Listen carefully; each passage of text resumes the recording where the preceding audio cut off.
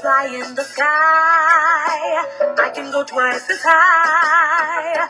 Take a look, it's in a book, a reading rainbow.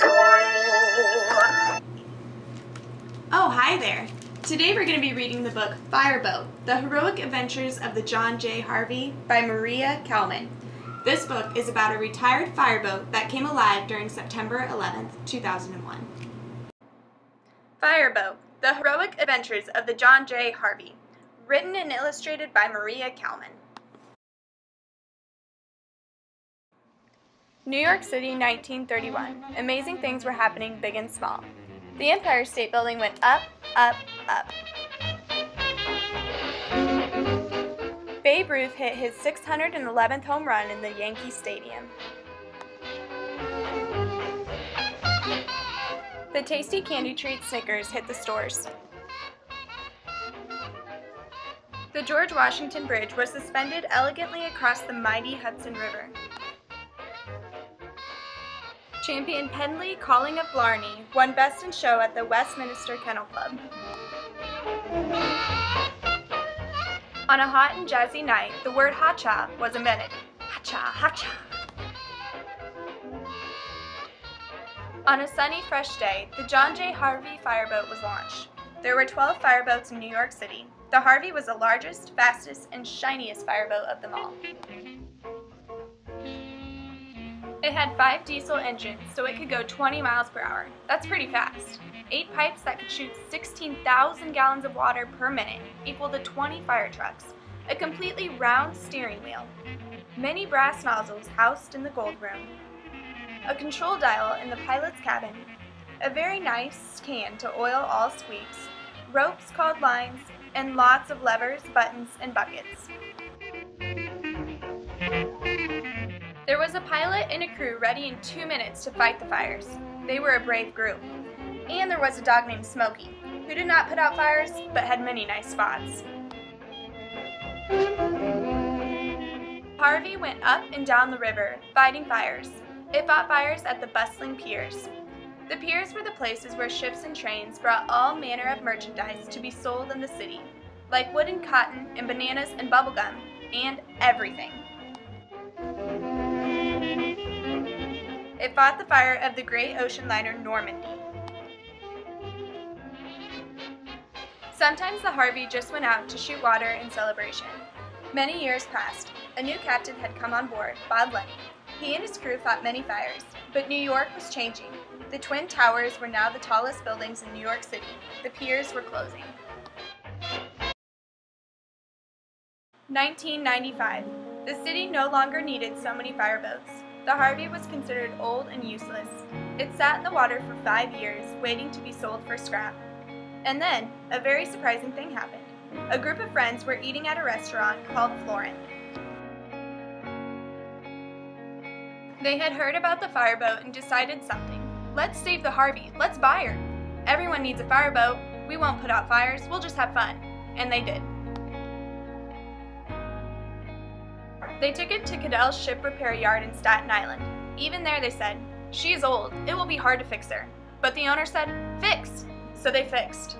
Beautifully.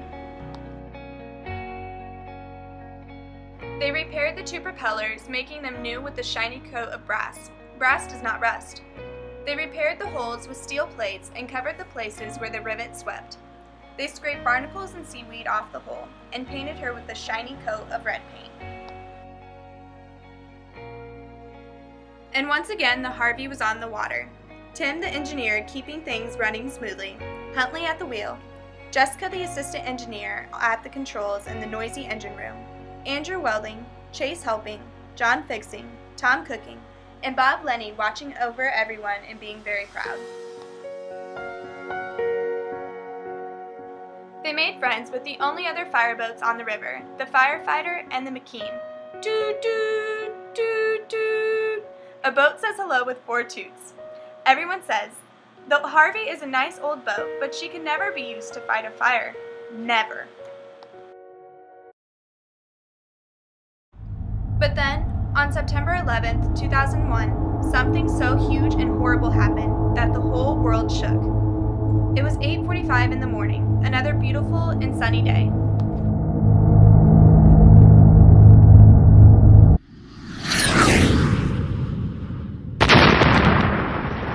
Two airplanes crashed into the Twin Towers. Crashed into these two strong buildings.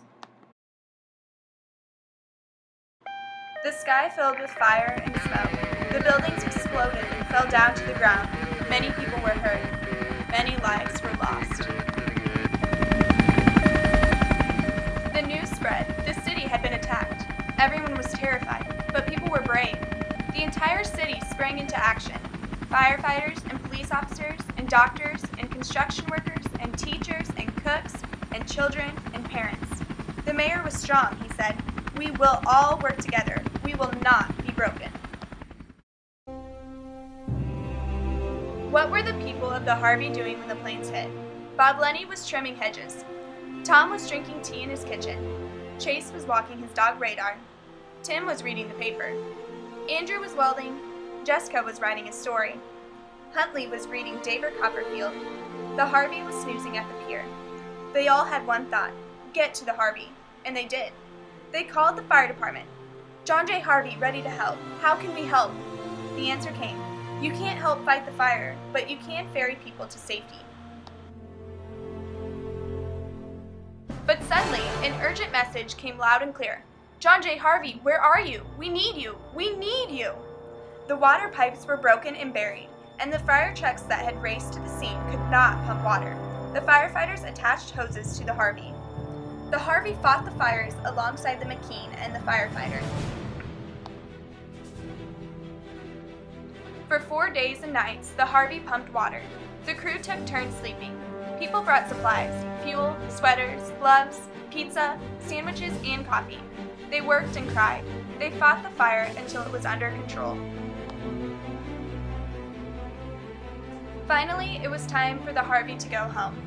Everyone on the boat had never seen anything so terrible, and they had never felt so proud. The Harvey was a hero, and everyone knew it. The Harvey won an important award, National Preservation Award, John J. Harvey, for capping a distinguished career of service by coming out of retirement to provide invaluable aid in New York City's Hour of Need, October 18, 2001. At the ceremony, the audience cheered, and some even cried. Now the Twin Towers are gone. Something new will be built. The heroes who died will be remembered forever. The Harvey is back to being a very happy boat. Not scrapped, not useless, not forgotten. A proud and plucky friend, and all that's left to say is, Rachael, and thank you. Wait a minute. There is something more to say. The friends of the Harvey have found a little tugboat to adopt. Doesn't everyone need a tugboat?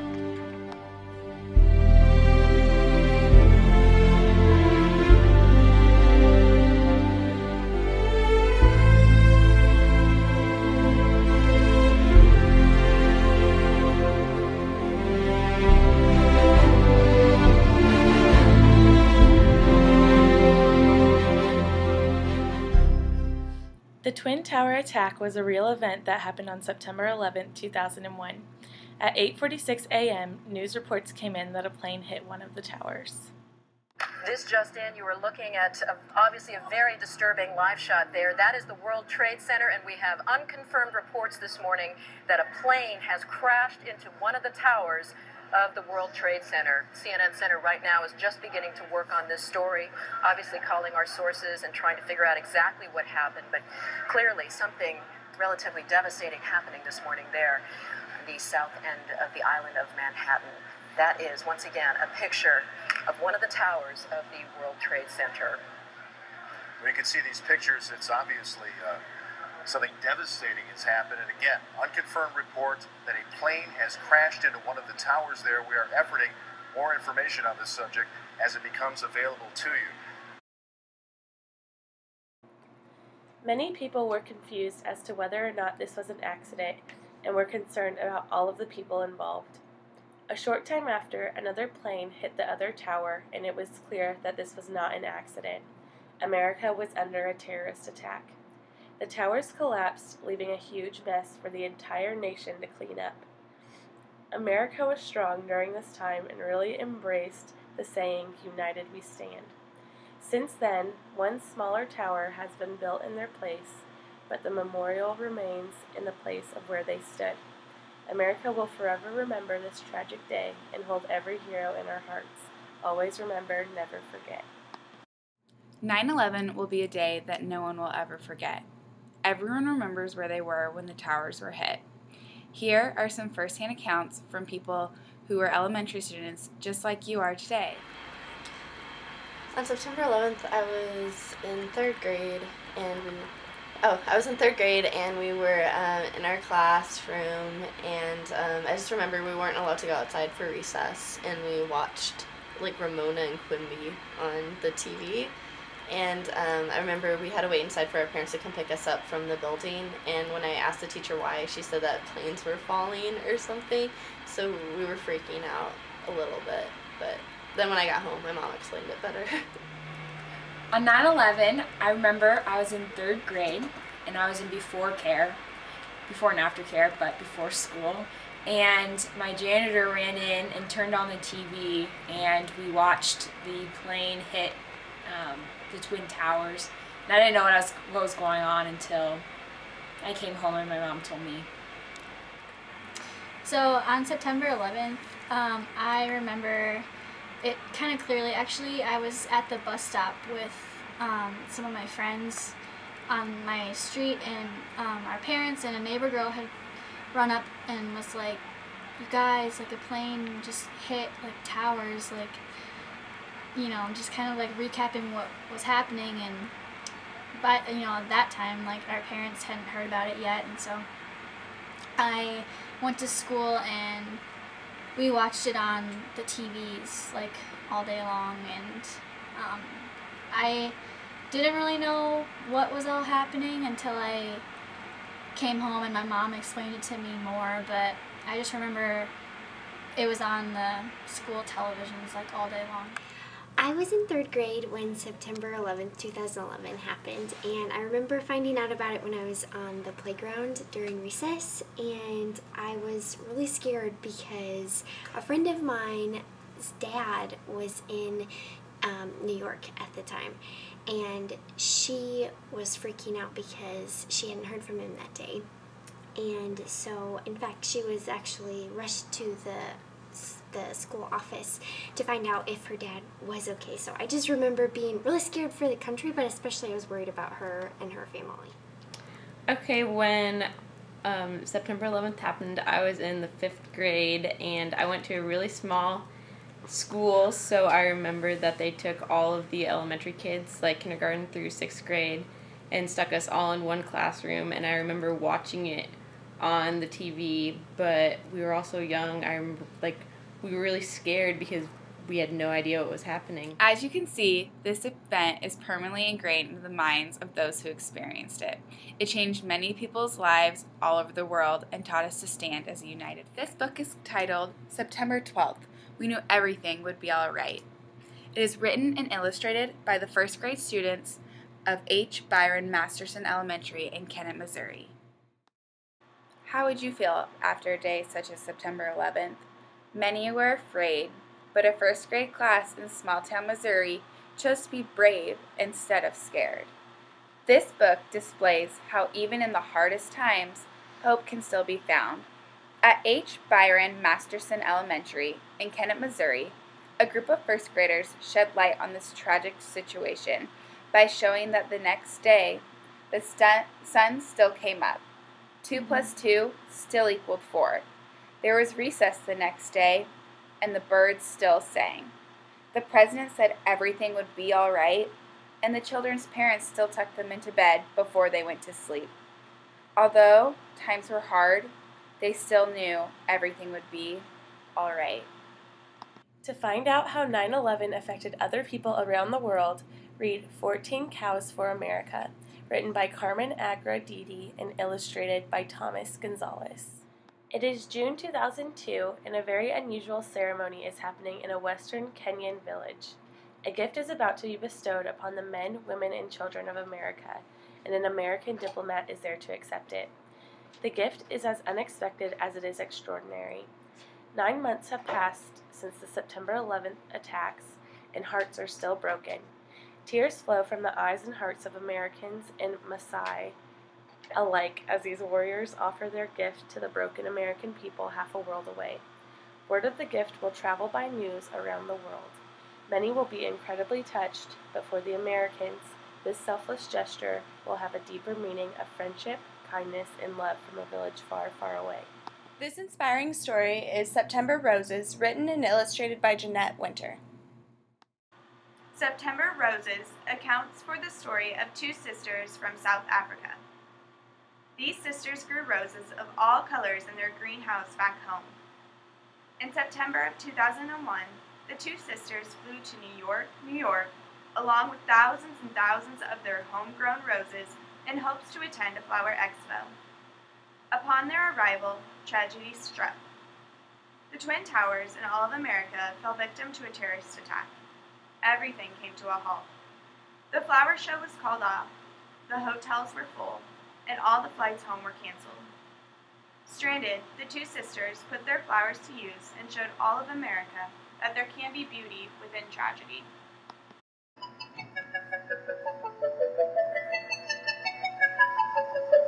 Butterfly in the sky, I can go twice as high. Take a look, it's in a book, a reading rainbow.